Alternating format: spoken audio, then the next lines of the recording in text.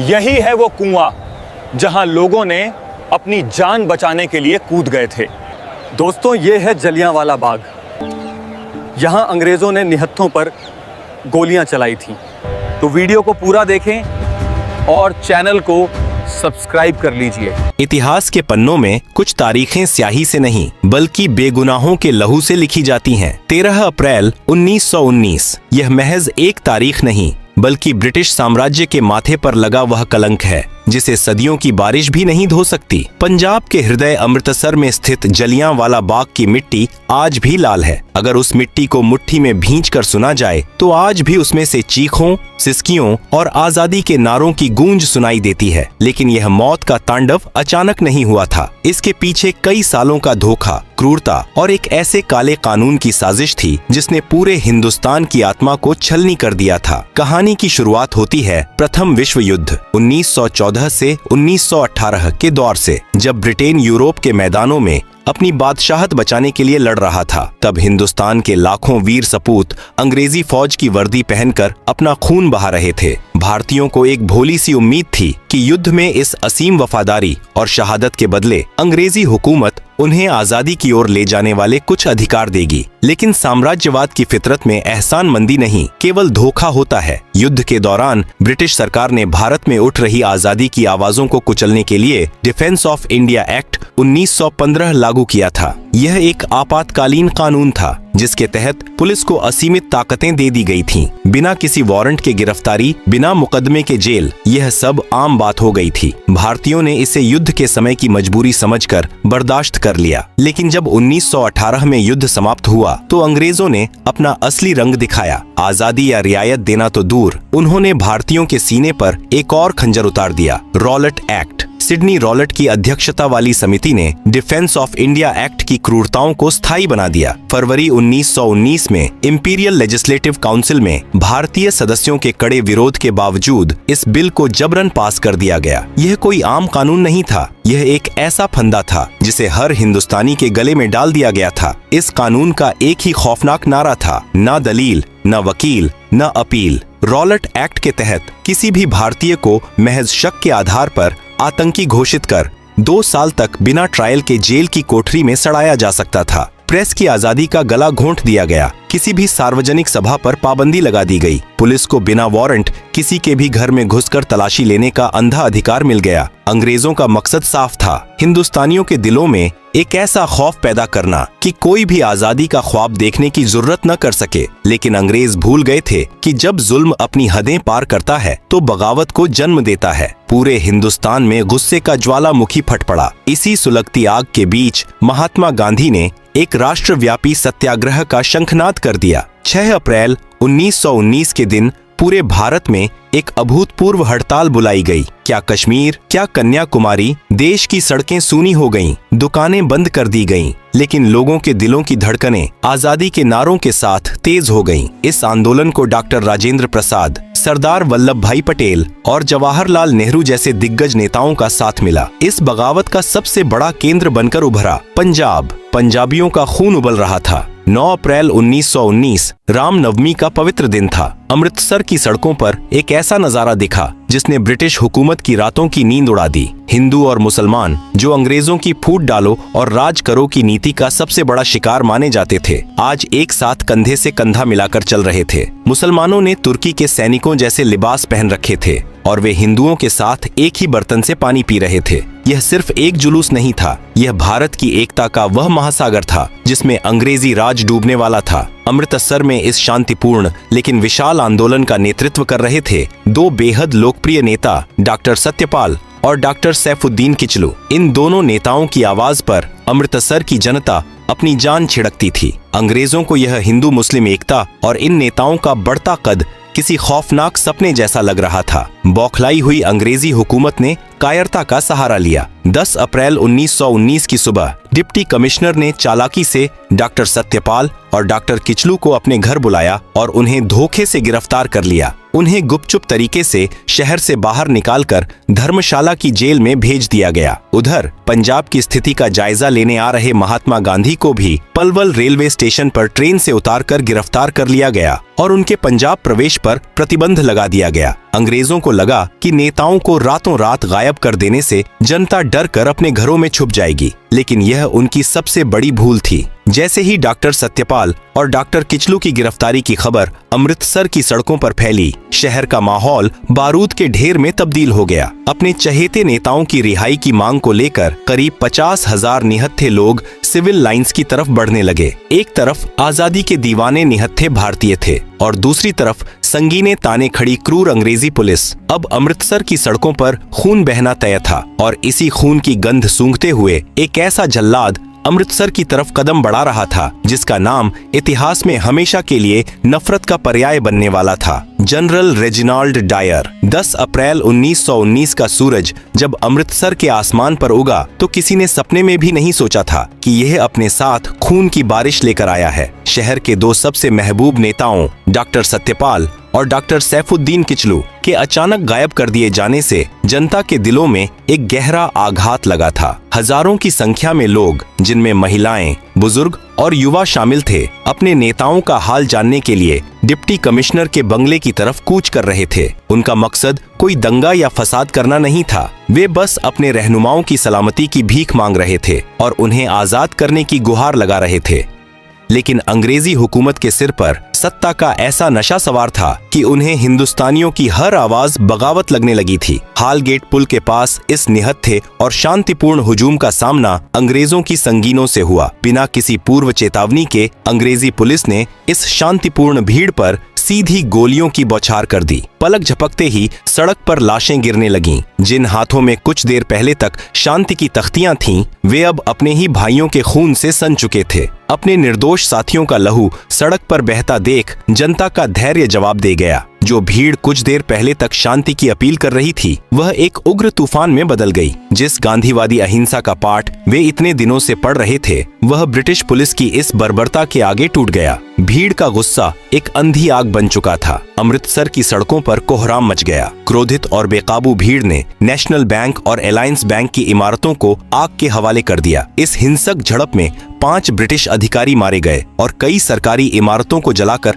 खाक कर दिया गया। लेकिन इसी दिन एक ऐसी घटना घटी जिसने अंग्रेजों के भीतर बदले की सबसे भयानक और अमानवीय आग को जन्म दिया। यह थी मार्सेला शेरवुड की घटना। मार्सेला शेरवुड नाम की एक अंग्रेज मिशनरी महिला साइकिल से एक संकरी गली से गुजर रही थी। तभी बेकाबू भीड़ ने उस पर हमला कर दिया और उसे बुरी तरह पीटा। हालांकि कुछ स्थानीय भारतीयों ने ही अपनी जान पर खेलकर उस अंग्रेज महिला को बचाया और उसे सुरक्षित स्थान पर पहुंचाया, लेकिन यह घटना ब्रिटिश हुकूमत के घमंड पर एक बहुत बड़ा प्रहार थी। गोरे अंग्रेजों के लिए यह बात असहनीय थी कि उनके पवित्र रंग पर किसी गुलाम हिंदुस्तानी ने हाथ उठाने की जुर्रत कैसे की। इसी सुलगते हुए माहौल के बीच 11 अप्रैल को जालंधर से एक खूंखार ब्रिटिश सैन्य अधिकारी को अमृतसर का नियंत्रण सौंपने के लिए बुलाया गया। यह था brigadier general Reginald Dyer. Dyer कोई आम फौजी नहीं था। वह साम्राज्यवाद के गुरूर, नस्लभेदी मानसिकता और हिंदुस्तानियों के प्रति बेइंतहा नफरत से भरा हुआ एक क्रूर इंसान था। जब उसने मार्सेला शेरवुड पर हुए हमले के बारे में सुना तो उसकी आंखों में खून उतर आया। डायर ने अमृतसर पहुंचते ही शहर को एक छावनी में तब्दील कर दिया। उसने शहर की बिजली और पानी की आपूर्ति कटवा दी। 12 अप्रैल की शाम तक उसने शहर में मुनादी करवा दी कि 4 से ज्यादा लोग एक जगह पर इकट्ठे नहीं हो सकते। यह एक तरह का अघोषित मार्शल लॉ था। लेकिन डायर की चालाकी देखिए, यह मुनादी शहर के बहुत छोटे हिस्से में की गई थी। ग्रामीण इलाकों से आने वाले किसानों और आम लोगों को इस तानाशाही फरमान की कोई भनक तक नहीं थी। डायर का इरादा सिर्फ शांति बहाल करना नहीं था, वह तो हिंदुस्तानियों को एक ऐसा खौफनाक सबक सिखाना चाहता था जिसकी गूंज आने वाली पीढ़ियों तक सुनाई दे। और फिर आई 13 अप्रैल 1919 की वह मनहूस सुबह। यह पंजाब के सबसे बड़े त्योहार बैसाखी का दिन था। सदियों से बैसाखी का यह पावन दिन खुशियों, नई फसल के कटने की उम्मीदों और भाईचारे का प्रतीक रहा था। दूर दराज के गांवों से किसान अपनी पत्नियों और छोटे छोटे बच्चों की उंगलियां थामे नए नए कपड़े पहनकर अमृतसर के स्वर्ण मंदिर में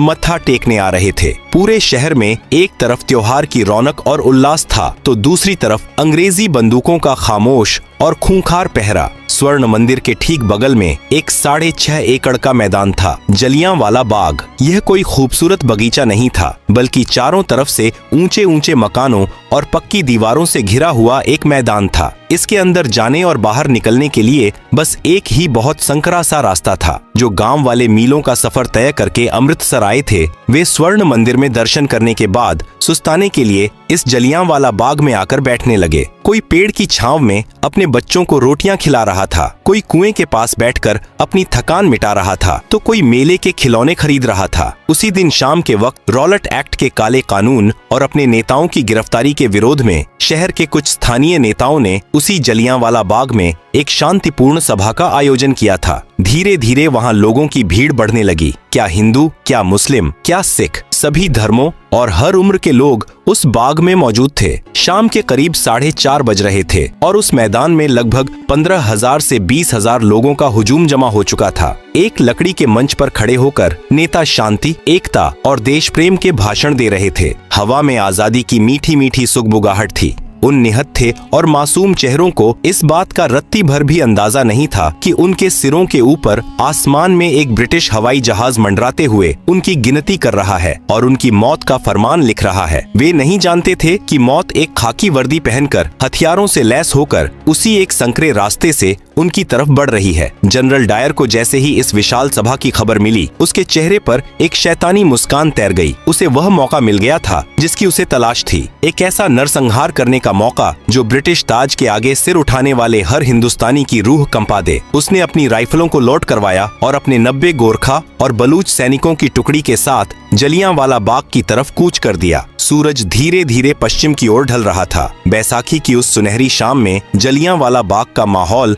एक मेले जैसा था। लकड़ी के एक छोटे से मंच पर खड़े होकर एक स्थानीय नेता लोगों को आजादी, सत्य और अहिंसा का महत्व समझा रहा था। हजारों की उस भीड़ में कोई अपने बच्चे को कंधे पर बिठाकर भाषण सुन रहा था, कोई जमीन पर बैठा था, तो कुछ दूर दराज से आए थके हारे किसान पेड़ों की छांव में सुस्ता रहे थे। उस निर्दोष और निहत्थी भीड़ को इस बात का रत्ती भर भी इल्म नहीं था कि बाग के उस एकमात्र संकरे प्रवेश द्वार से मौत ने अपने कदम अंदर रख दिए हैं। शाम के करीब 5:15 बज रहे थे। जनरल रेजिनाल्ड डायर अपनी 90 सैनिकों की एक टुकड़ी, जिसमें गोरखा और बलूच रेजिमेंट के जवान शामिल थे, के साथ वहां पहुंच चुका था। बाग की तरफ जाने वाली गली इतनी तंग थी कि उसकी मशीन गन से लैस 2 बख्तरबंद गाड़ियां अंदर प्रवेश नहीं कर सकीं। डायर ने उन्हें बाहर ही छोड़ दिया और अपने सैनिकों को लेकर अंदर दाखिल हो गया। बाग में प्रवेश करते ही उसने सबसे पहला और सबसे खौफनाक काम यह किया कि उस एकमात्र निकास द्वार को अपने सैनिकों से पूरी तरह ब्लैक करवा दिया। अब वह 6.5 एकड़ का मैदान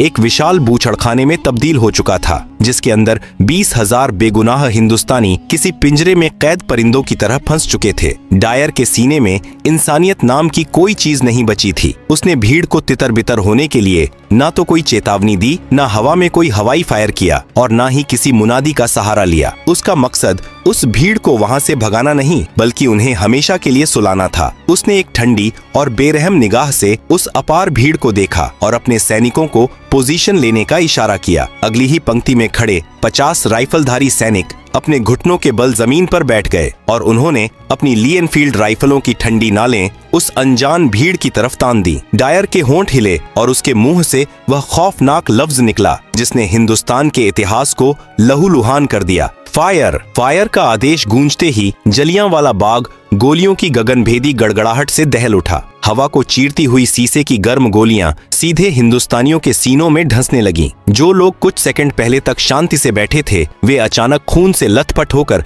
जमीन पर गिरने लगे। कुछ ही पलों में उस बाग में एक ऐसा हाहाकार मच गया जिसकी कल्पना नरक में भी नहीं की जा सकती। लोग अपनी जान बचाने के लिए पागलों की तरह इधर उधर भागने लगे, लेकिन निकास द्वार पर तो खुद मौत बंदूक ताने खड़ी थी। डायर एक पत्थर की मूरत की तरह खड़ा यह खूनी खेल देख रहा था। यह सिर्फ एक अंधाधुंध गोलीबारी नहीं थी, बल्कि एक सोची समझी दरिंदगी थी। डायर जानबूझकर अपने सैनिकों को निर्देश दे रहा था कि गोलियां उस तरफ चलाई जाएं जहां भीड़ सबसे ज्यादा घनी है। जो लोग अपनी जान बचाने के लिए बाग की 10 फीट ऊंची पक्की दीवारों पर चढ़ने की कोशिश कर रहे थे, डायर के सैनिक उन्हें चुन चुनकर अपना निशाना बना रहे थे। दीवार फांदने की कोशिश करते युवा गोलियों का शिकार होकर धड़ाम से जमीन पर गिर रहे थे। किसी के सिर के चीथड़े उड़ गए, किसी की आंतें बाहर आ गईं, तो किसी का मासूम बच्चा उसकी गोद में ही छलनी हो गया। बैसाखी के उजले कपड़े अब गहरे लाल रंग में रंग चुके थे। जब बंदूकों की बौछार से बचने का कोई रास्ता नहीं दिखा तो बाग में मौजूद सैकड़ों लोगों ने बीचों बीच बने उस इकलौते कुएं की तरफ दौड़ लगा दी। लोगों को लगा कि शायद इस कुएं के अंदर छुपकर वे गोलियों की इस अंधी बारिश से बच जाएंगे। जान बचाने की उस खौफनाक जद्दोजहद में पुरुष, महिलाएं और बच्चे सब एक के ऊपर एक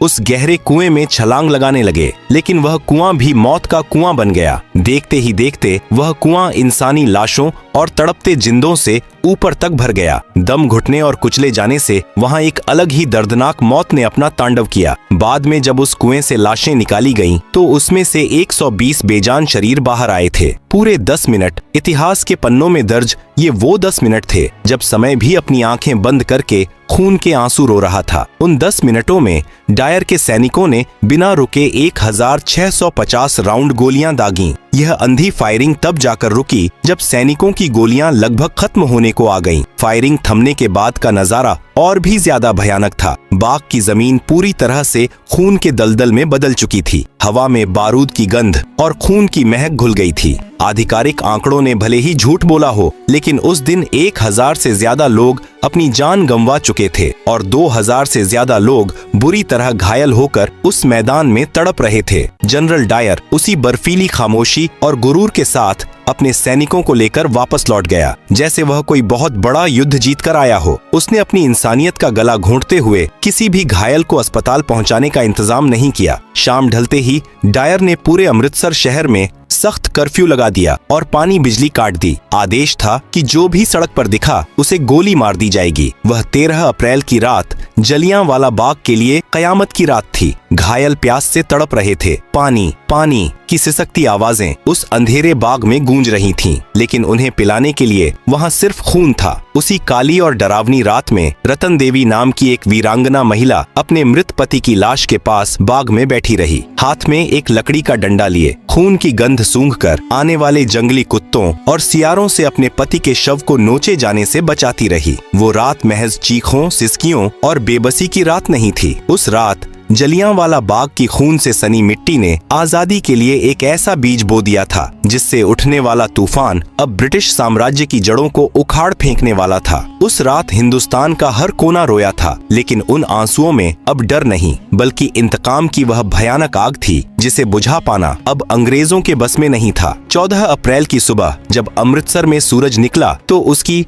किरणें भी बाग में बिखरी लाशों को देखकर सहम गई होंगी, लेकिन अंग्रेजों ने अपनी बर्बरता यही नहीं रोकी। इस नरसंहार के तुरंत बाद पूरे पंजाब में मार्शल लॉ लागू कर दिया गया। हिंदुस्तानियों को सड़कों पर पेट के बल रेंगने के लिए मजबूर किया गया। सरेआम कोड़े मारे गए और अमानवीय यातनाएं दी गईं। पंजाब को एक खौफनाक खुली जेल में तब्दील कर दिया गया था। जब इस भीषण नरसंहार की खबर देश और दुनिया में फैली तो ब्रिटिश सरकार ने दुनिया की आंखों में धूल झोंकने के लिए डिसऑर्डर्स इंक्वायरी कमेटी यानी हंटर कमीशन का गठन किया। यह न्याय का नहीं बल्कि बेशर्मी का एक ऐसा नाटक था जिसने जले पर नमक छिड़कने का काम किया। कमीशन के सामने जब जनरल डायर पेश हुआ तो उसके चेहरे पर रत्ती भर भी पछतावा नहीं था। उसने बड़ी बेबाकी और गुरूर से कहा कि वह चाहता तो भीड़ को बिना गोली चलाए भी हटा सकता था, लेकिन वह हिंदुस्तानियों को एक सबक सिखाना चाहता था। इतने बड़े अमानवीय जुर्म के बावजूद अंग्रेजों ने डायर को कोई कड़ी सजा नहीं दी, बस उसे उसके सैन्य पद से हटाकर वापस इंग्लैंड भेज दिया गया। इंग्लैंड पहुंचने पर इस हत्यारे का स्वागत किसी अपराधी की तरह नहीं बल्कि एक हीरो की तरह किया गया। ब्रिटिश हाउस ऑफ लॉर्ड्स ने उसे पंजाब का रक्षक बताकर उसकी तारीफों के पुल बांधे। ब्रिटिश अखबारों और उसके समर्थकों ने चंदा इकट्ठा करके उसे 26,000 पाउंड की भारी भरकम रकम और स्वॉर्ड ऑफ ऑनर भेंट की। अंग्रेजों की इस नीचता ने हर हिंदुस्तानी के सीने में सुलग रही आग को भड़काकर ज्वालामुखी बना दिया। इस घोर अन्याय से आहत होकर नोबेल पुरस्कार विजेता गुरुदेव रवींद्रनाथ टैगोर ने ब्रिटिश सरकार द्वारा दी गई अपनी नाइटहुड की उपाधि ठुकरा दी। उन्होंने वायसराय को लिखे एक कड़े पत्र में कहा कि अब समय आ गया है जब सम्मान के ये तमगे हमारे अपमान के संदर्भ में हमारी शर्म को और बढ़ा देते हैं। उधर महात्मा गांधी ने भी अंग्रेजों से मिले कैसर ए हिंद पदक को वापस लौटा दिया। अब आजादी की लड़ाई केवल अधिकारों की मांग नहीं रह गई थी, यह अब आर पार की जंग बन चुकी थी। जलियांवाला बाग की इस खून से सनी मिट्टी ने भारत को ऐसे दो वीर सपूत दिए जिनकी गूंज से ब्रिटिश साम्राज्य की जड़ें हमेशा के लिए हिलने वाली थीं। जब इस नरसंहार की खबर लाहौर के पास स्थित एक स्कूल में पहुंची तो वहां पढ़ने वाला एक 12 साल का लड़का स्कूल छोड़कर सीधा अमृतसर की तरफ भाग खड़ा हुआ। वह बच्चा कोई और नहीं बल्कि भविष्य के शहीद ए आजम भगत सिंह थे। उस छोटे से बच्चे ने जलियांवाला बाग पहुंचकर वहां की लाल मिट्टी को अपने मासूम हाथों में उठाया, उसे एक कांच की शीशी में भरा और कसम खाई कि वह अपने देश को इन जालिमों के चंगुल से आजाद कराकर ही दम लेगा। वह शीशी भगत सिंह के लिए किसी भगवान की मूरत से कम नहीं थी, जिसने उन्हें आगे चलकर हंसते हंसते फांसी का फंदा चूमने की प्रेरणा दी। लेकिन इस कहानी का सबसे खौफनाक और संतोषजनक अध्याय अभी बाकी था। जनरल डायर ने तो गोलियां चलवाई थीं, लेकिन इस पूरे नरसंहार का असली मास्टरमाइंड और पंजाब का तत्कालीन लेफ्टिनेंट गवर्नर माइकल ओडायर था। उसी ने डायर के हर क्रूर कदम को सही ठहराया था। ओडायर रिटायर होकर इंग्लैंड में एक आरामदायक जिंदगी जी रहा था। जनरल डायर तो 1927 में ही लकवा मारने और ब्रेन हेमरेज से तड़प तड़प कर मर चुका था, लेकिन ओडायर का हिसाब अभी बाकी था। जलियांवाला बाग के उस खूनी मंजर का एक चश्मदीद गवाह था, जिसके सीने में बदले की आग 21 सालों तक धधकती रही। सरदार ऊधम सिंह। ऊधम सिंह ने अपने देश के बेगुनाहों का खून अपनी आंखों से बहते देखा था। उन्होंने ठान लिया था कि वे इस नरसंहार के मुख्य दोषी को उसी के घर में घुसकर मारेंगे। 2 दशकों तक अपना नाम और भेष बदलते हुए, कई देशों की खाक छानते हुए वह आजादी का दीवाना आखिरकार लंदन पहुंच ही गया। 13 मार्च 1940 का दिन, लंदन का कैक्सटन हॉल। माइकल ओडायर वहां एक सभा में भाषण दे रहा था। सरदार ऊधम सिंह एक मोटी किताब के अंदर पन्नों को रिवॉल्वर के आकार में काटकर उसमें अपनी बंदूक छिपाकर उस हाल में दाखिल हो चुके थे। जैसे ही सभा खत्म हुई और ओडायर अपनी कुर्सी से उठा, ऊधम सिंह ने अपनी रिवॉल्वर निकाली और सीधा उस शैतान की तरफ तान दी। धाएं धाएं। लंदन के उस हाल में गूंजी उन गोलियों की आवाज असल में 13 अप्रैल 1919 को जलियांवाला बाग में चीखने वाले उन हजारों बेगुनाहों की आवाज थी। ओडायर वहीं जमीन पर ढेर हो गया। 21 साल लंबा इंतजार खत्म हुआ। ऊधम सिंह वहां से भागे नहीं, बल्कि सीना तानकर खड़े रहे और गर्व से अपनी गिरफ्तारी दी। उन्होंने पूरी दुनिया को यह खौफनाक पैगाम दे दिया कि हिंदुस्तानी अपने बेगुनाहों का बहा एक एक कतरा खून कभी नहीं भूलते। उन्हें 31 जुलाई 1940 को लंदन के पेंटनविले जेल में फांसी दे दी गई और वे अमर हो गए। जलियांवाला बाग का वह 6.5 एकड़ का मैदान आज भी एक मूक गवाह बनकर खड़ा है। वहां की दीवारों पर बने गोलियों के वो सुराख आज भी चीख चीख कर उस दिन की दरिंदगी की गवाही देते हैं। यह शहादत व्यर्थ नहीं गई। इसी खून ने पूरे देश को एक सूत्र में पिरोया और 1947 में उसी ब्रिटिश साम्राज्य को भारत छोड़ने पर मजबूर कर दिया, जिसका सूरज कभी अस्त नहीं होता था। जलियांवाला बाग के शहीदों की वह चिता, भगत सिंह का वह जज्बा और ऊधम सिंह का वह प्रतिशोध भारत के इतिहास का वह अमर अध्याय है, जो हर हिंदुस्तानी की रगों में हमेशा देशभक्ति का खून बनकर दौड़ता रहेगा। जय हिंद।